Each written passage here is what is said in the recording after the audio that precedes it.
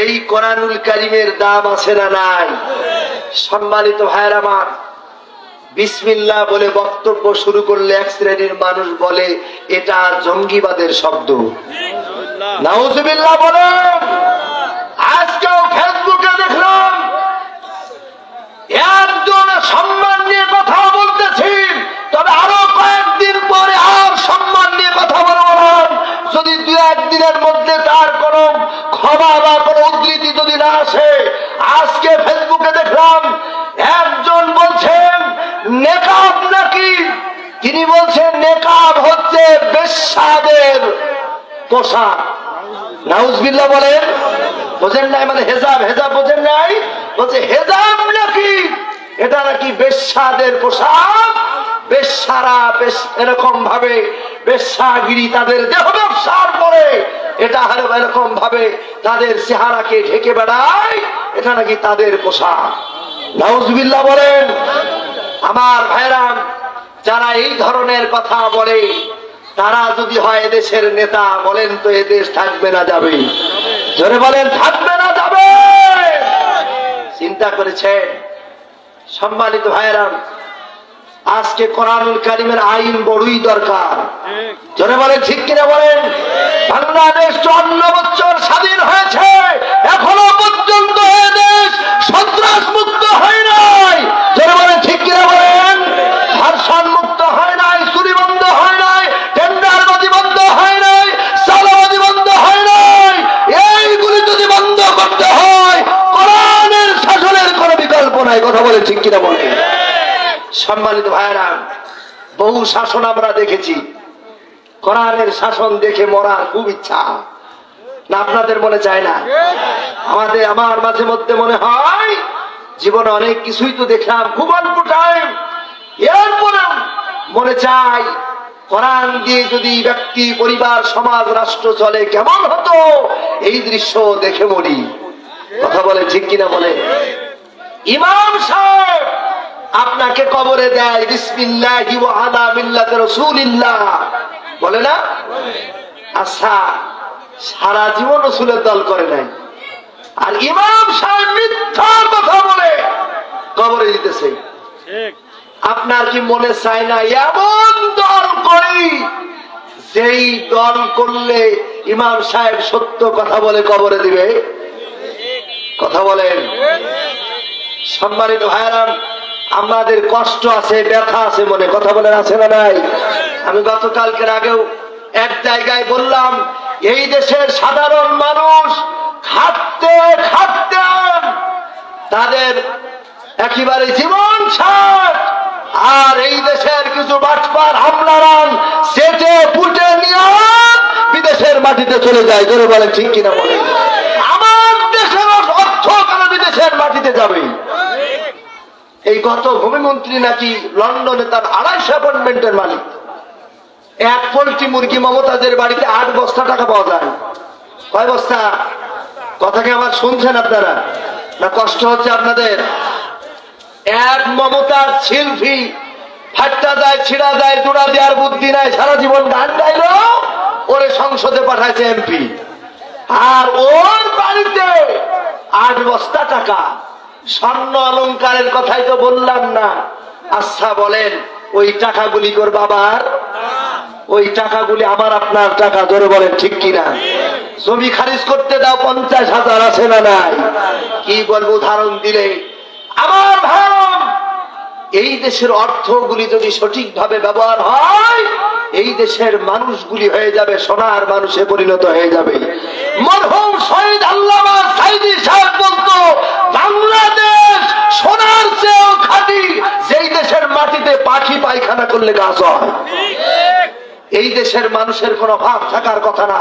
অভাব থাকা হচ্ছে এই জন্যই সব চোরেরা একেবারে চেটে পুড়ে বিদেশের মাটিতে নিয়ে যায়। কথা বলেন না কেন? বিদেশের মাটি তোমার এত বাড়ি কেন? যেই আসে বিদেশ, ঠিক কিনা বলে? আমি জানি আপনাদের রাগ হবে, রাগ তো হবে তাদের। শোনেন, ডাক্তার ট্রিটমেন্ট দিলে, মাঝে মধ্যে ইনজেকশন দিলে একটু শরীরে লাগে। কথা বলেন, ঠিক কিনা? কষ্ট নিলে হবে না। সম্মানিত ভাইরা আমার, এখানে কারা কথা বলে?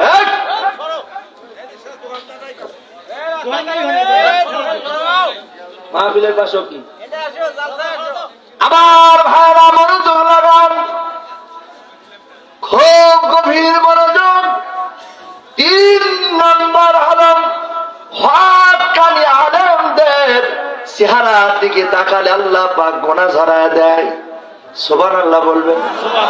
আরে কোরআনুল কারীমের মাহফিল যখন এখনো পর্যন্ত মোবাইলের মাধ্যমে যখন আল্লামা সাঈদীর ওয়াজটা শুনি, প্রাণটা যেন জুড়িয়ে যায়, চোখে পানি রাখা যায় না।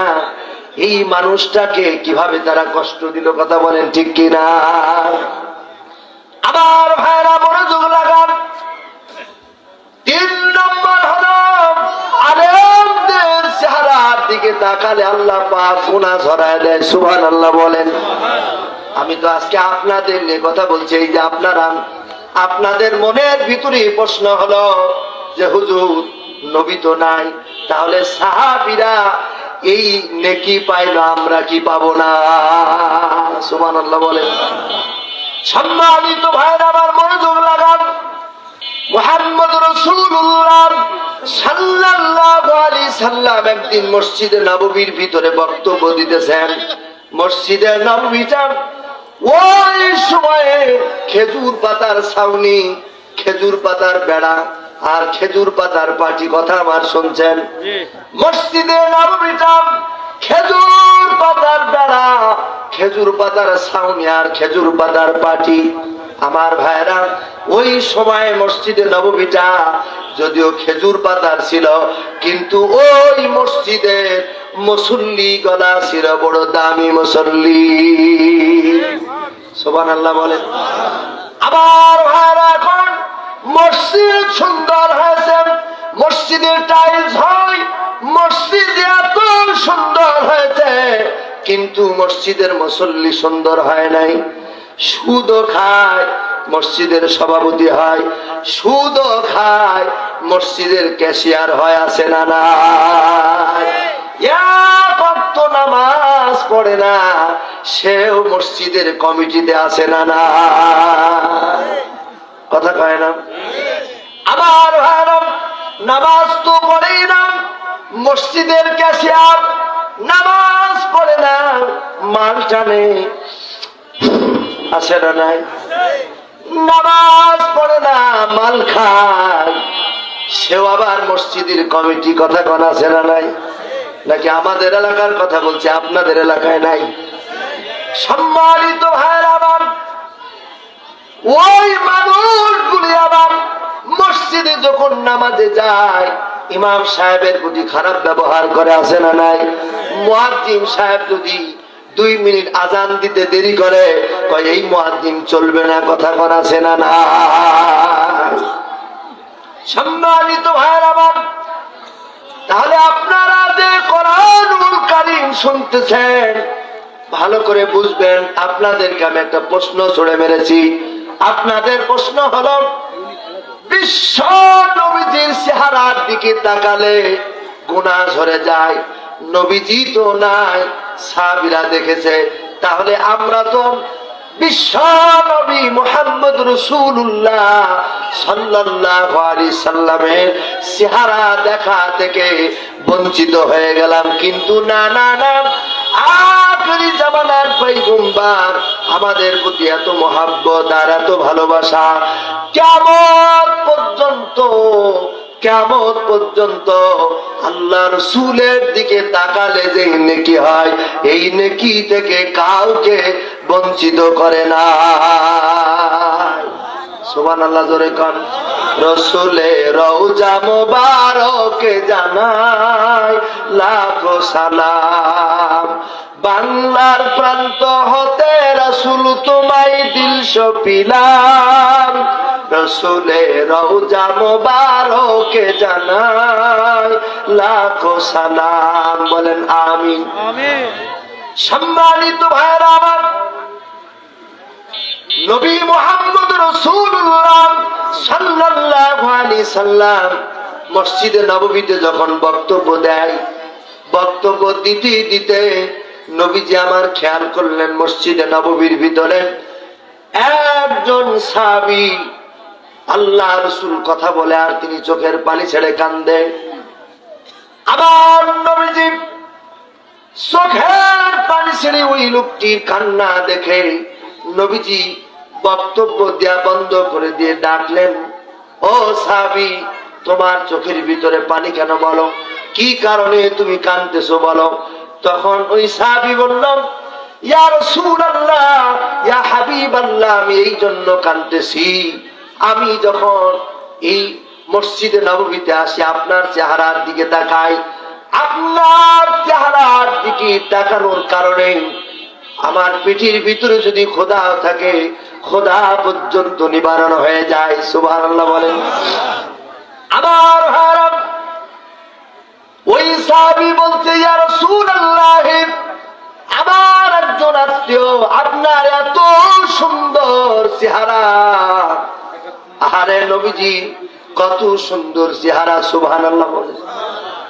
নবী তোমার নূরের চেহারা একবার দেখেছে যারা, মুগ্ধ হয়েছে কত মানুষ আর পাগল বনের হরিণ।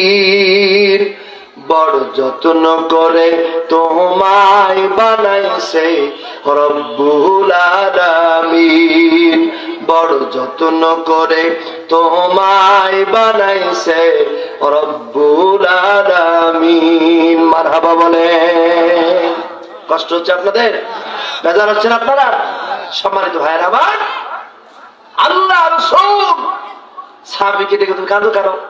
বলছে এই জন্য কাঁদতেছি, আমি আপনাকে দেখলাম কিন্তু আমার একজন আত্মীয় আপনার নাম শুনেছে, কালিমা পড়ে মুসলমান হয়ে গেছে।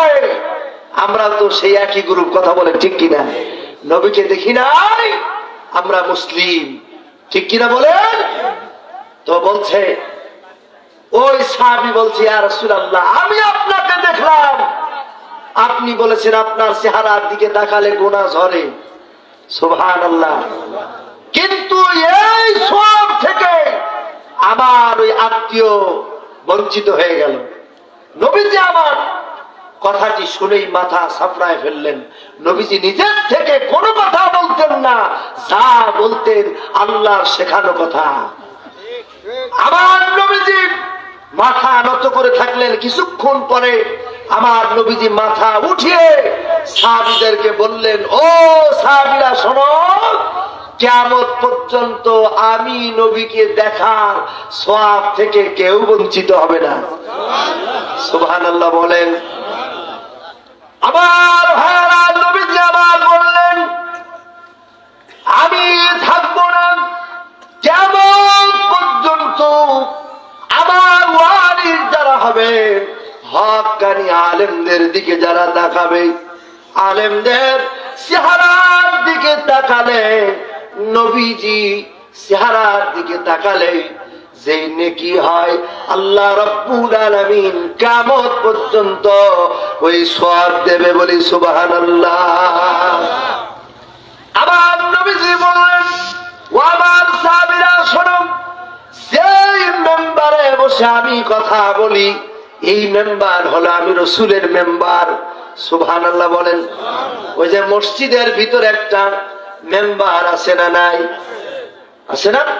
যেই জায়গায় ইমাম সাহেব দাঁড়িয়ে বক্তব্য দেয় ওটা মেম্বার। বলেন কি? ওই মেম্বারে দাঁড়ান কেমন পর্যন্ত যে আলেমরা কথা বলবে, আল্লাহ রাসূল যেন বোঝাতে চেয়েছে এই মেম্বারে বসে আমি নবীজি আল্লাহর কথা বলেছি, আল্লাহর শেখানো কথা। কেমন পর্যন্ত এই মেম্বারে দাঁড়ায়া যারা ওই আল্লাহর কথা বলবে আর তাদের চেহারার দিকে তাকায়া যারা আলোচনা শুনবে, খুতবা শুনবেন, বলে নবীজির চেহারার দিকে তাকায়া এরকম খুতবা শুনলে যে সওয়াব হয়, ওই পরিমাণ নেকি আল্লাহ পাক দিয়ে দেয়। সুবহানাল্লাহ জোরে বলা যায় না? সৃষ্টির সেরা তুমি, এ বুকে রত্ন তুমি, তুমি যে মদিনার বুলবুল তোমাকে চিনতে করিনি ভুল। কথা বলেন ঠিক কিনা? হে রাসূল তোমাকে চিনতে করিনি ভুল। দিনের লাগিয়া তুমি কতই না কেঁদেছো, উহুদের ময়দানে তুমি কত রক্ত ঝরাইছো, করেছো ধরাকে ব্যাকুল তোমাকে চিনতে করিনি ভুল। হে রাসূল তোমাকে চিনতে করিনি ভুল। সম্মানিত ভাইয়েরা আমার, এই জন্য কোরআনুল কারীমের শাসন দরকার, কোরআনুল কারীমের আইন দরকার, আছে না নাই? আমার ভাইয়েরা, আপনাদেরকে আমি ওই জিনিসটাই বুঝাই, এই যে কোরআনুল কারীমের মাহফিলে আসলেন,